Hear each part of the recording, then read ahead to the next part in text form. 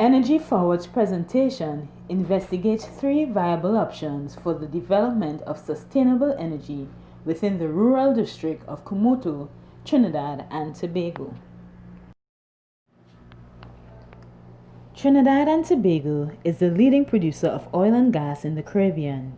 As such, our energy source comes primarily from fossil fuel sources that subsidizes the low tariff rates for electricity in the country.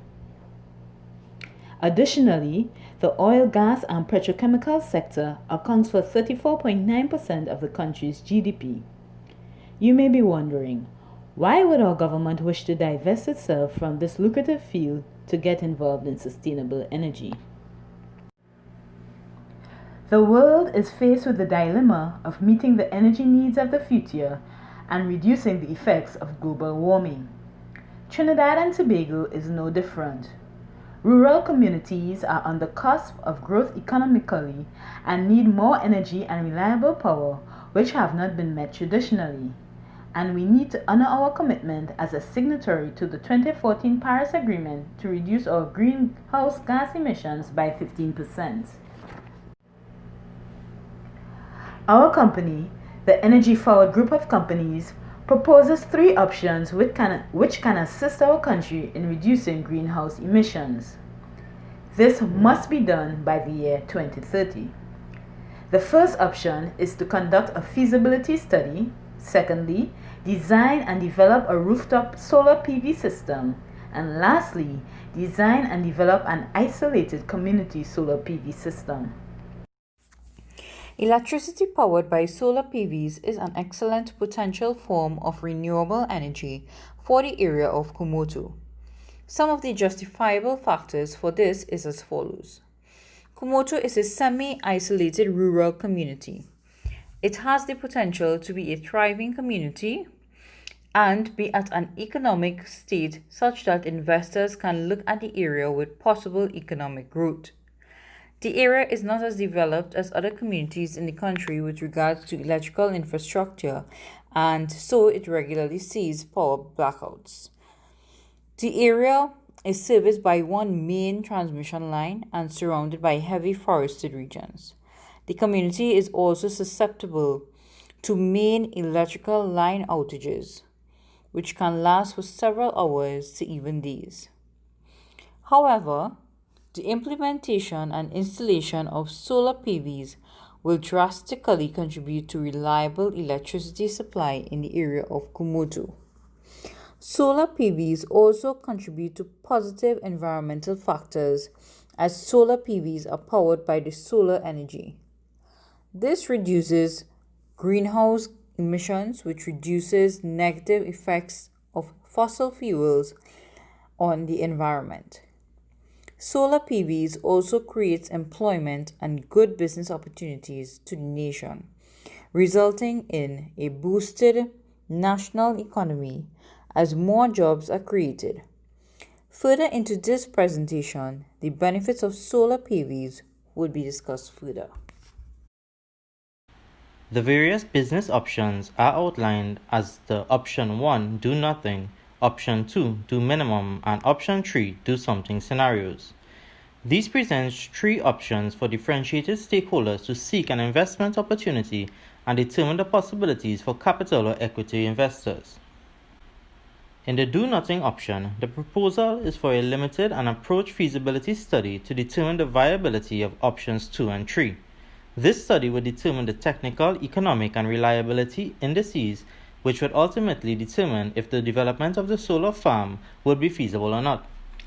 A feasibility study is a critical tool for assessment of the solar PV project, as the study identifies parameters which can contribute to the project's success or failure. Upon completion of the feasibility study, the decision of whether to continue the project or discontinue can then be made.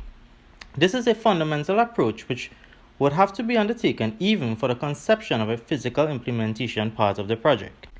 Option 2 outlines the design and development of a rooftop solar PV system capable of servicing 200 households. This option negates the implementation of a community solar and replaces the design structure as a grid-tied or independent rooftop solar system. The option would include the installation of 5 kilowatt rooftop solar PV systems on 200 identified residential homes. There is no grid-tied infrastructure and no battery backup infrastructure.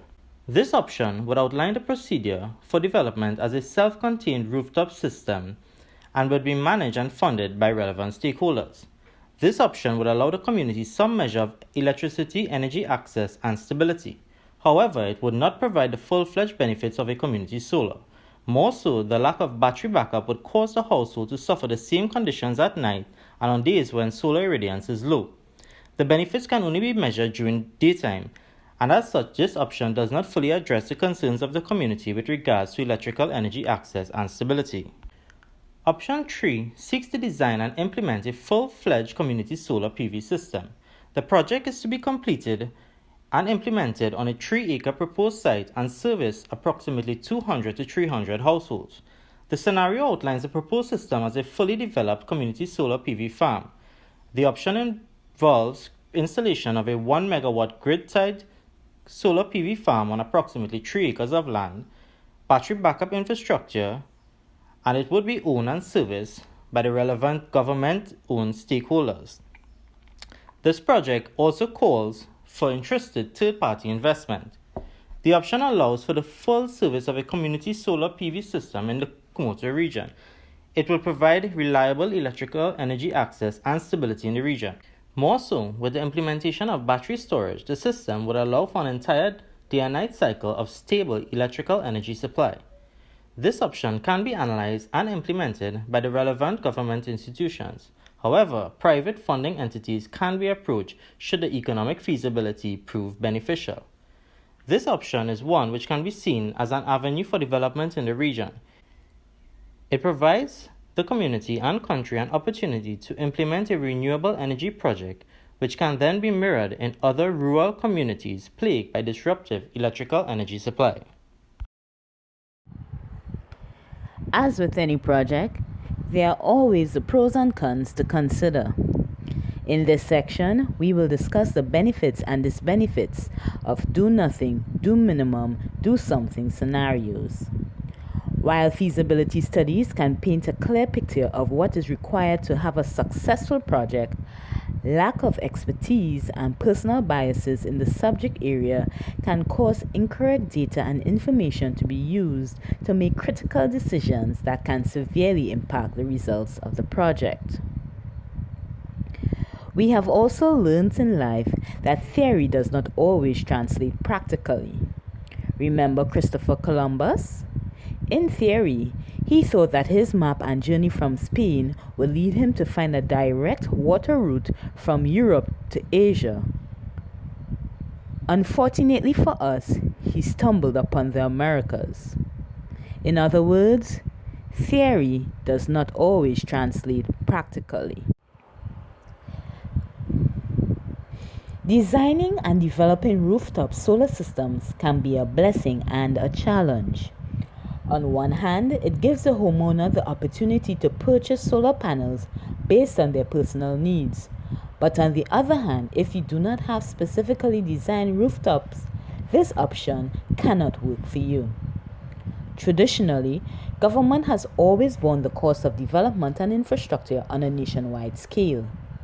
This option provides the government the privilege to transfer some of the costs associated with personal home installations to homeowners. This way, homeowners can keep ownership of the panels, which in turn can drive up the value of their property, thereby making it a status symbol. Personalized solar panels to outfit your home will not fit every pocket. Not only that, some persons have been known to comment on how solar panels on rooftops are not aesthetically pleasing to the eyes. But don't worry, the next slide covers this conundrum. While admittedly, solar farm investments are quite pricey, starting at a $1 million value, this allows government to have legal and regulatory control over the industry. allowing them to be responsible gatekeepers whose duty is to protect the people of the nation from faulty and inefficient product, services, and scummy service providers. Additionally, for those who may not be able to fund their own personal home energy system, they can now be part of a solar farm that allows them to access renewable energy at a cheaper rate while not worrying about having a specifically designed rooftop or how aesthetically pleasing it will be. Solar farms require large acreage dependent on the community it supplies, and this may mean interrupting the natural habitat of wildlife and vegetation. However, studies have shown that solar farms are the least impactful to the environment.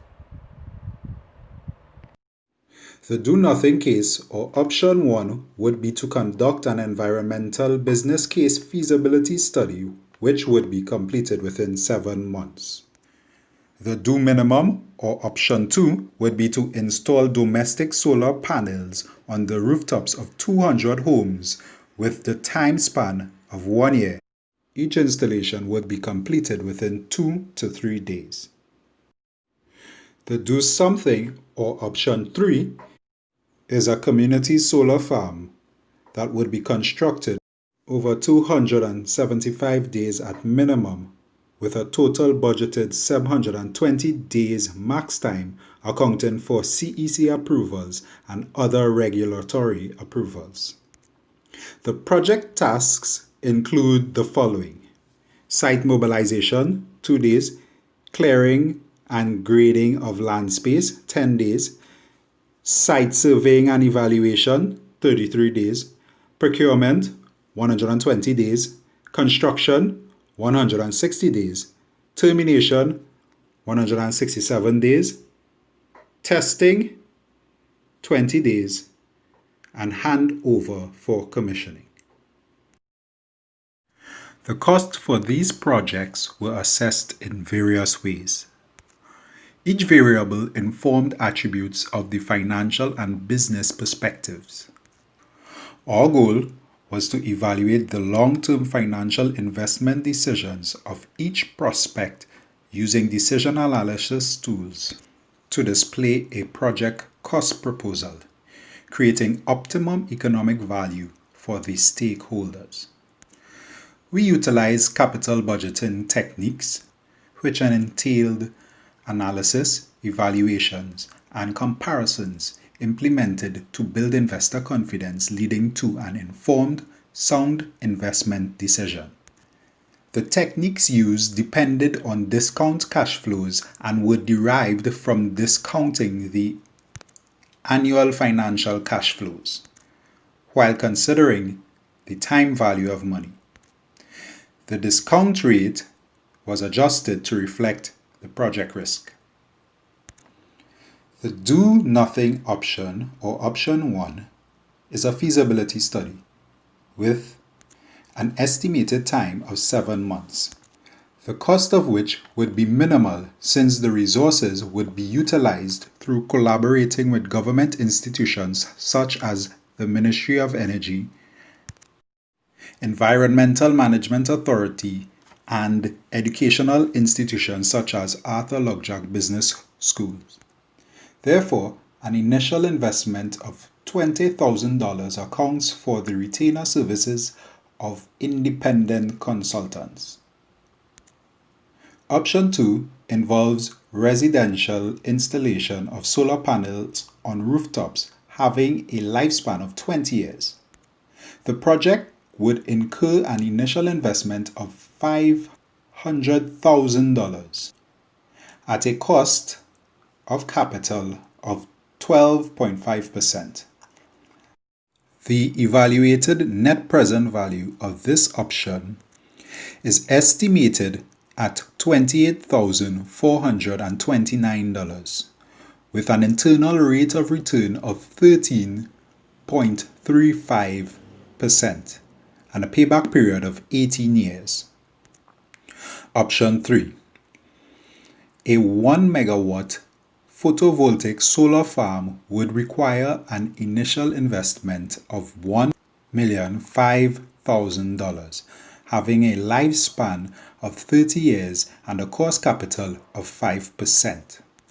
The evaluated net present value of this option is estimated at $1,030,917.49, with an internal rate of return of 11.46% and a payback period of 12 years.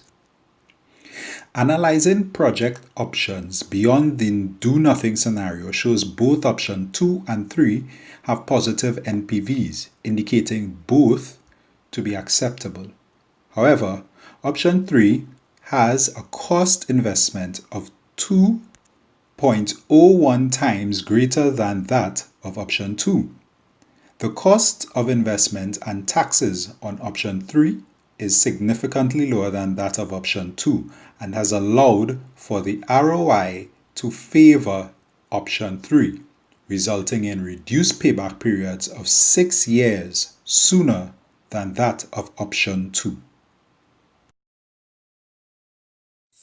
Option 1, under the project risk, we look at political and social risks. The option to conduct a feasibility study could possibly face political risk from a community perspective. Some communities are very strongly connected to certain political parties. Hence, opposition to offering required information for the study could possibly be withheld if they perceive that you are not from their party. For option 2, we look at installation risks, possibly for property damage and liability which may stem from errors made by technicians. We also take a look at the feasibility risks, where changes in the weather pattern and climate change can affect the capacity factor of the system.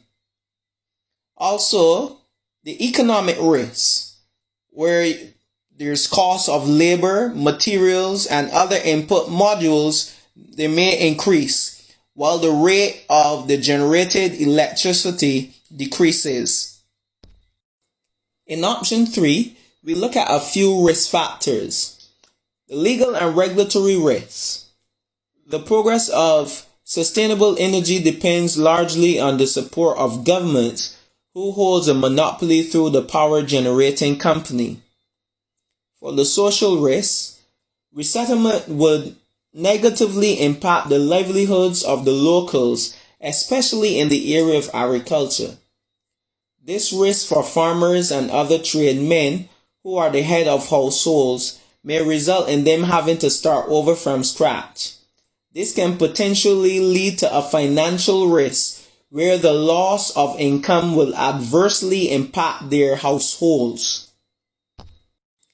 In the economic risk, we consider the increase in the cost of labor, the increase in the cost of modules, the increase in the cost of materials, and the decrease in the rate of the generated electricity. We also consider environmental risks. So the solar farm requires a large land space. Hence, some infrastructure must be put in place.